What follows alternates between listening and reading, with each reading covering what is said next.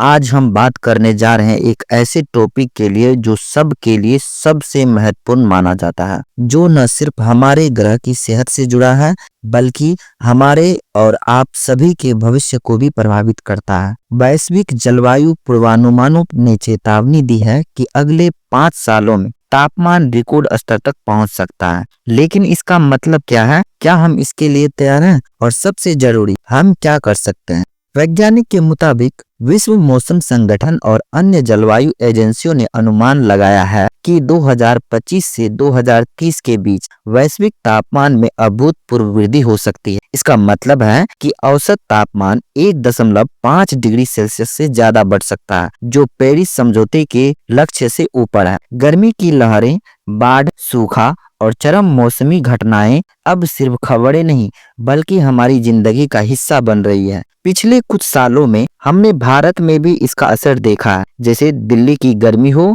चाहे केरल की बाढ़ हो या हिमाचल में भूस्खलन। ये सब जलवायु परिवर्तन के ही संकेत हैं और अगले 5 सालों में ये और तीव्र होने वाला है। लेकिन सवाल ये है, क्या ये सिर्फ प्राकृतिक का प्रकोप है या हमारी गलतियों का नतीजा? अब आप सोच रहे होंगे ऐसा क्यों हो रहा है? इसका सबसे बड़ा कारण है हमारा कार्बन फुटप्रिंट।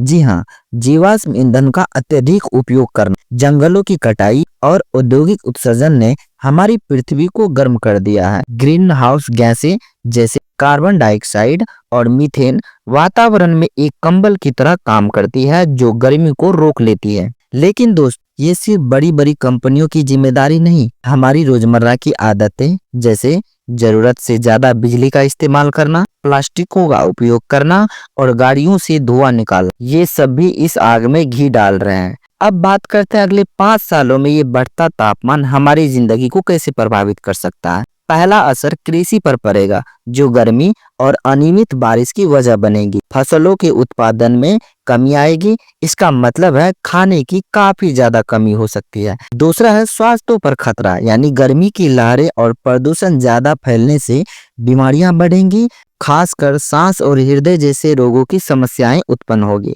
तीसरा है प्राकृतिक आपदाएं जैसे तूफान, बाढ़ और सूखे की घटनाएं का बढ़ना, जिससे लाखों लोग बेघर हो सकते हैं। चौथा, आर्थिक नुकसान उठाना पड़ सकता है। आपदाओं से इंफ्रास्ट्रक्चर को नुकसान होगा, जिससे अर्थव्यवस्था पर भारी बोझ पड़ेगा। भारत जैसे देशों में जहां जनसंख्या ज्यादा है और संसाधन सीमित है, ये प्रभाव और भी गंभीर हो सकते हैं।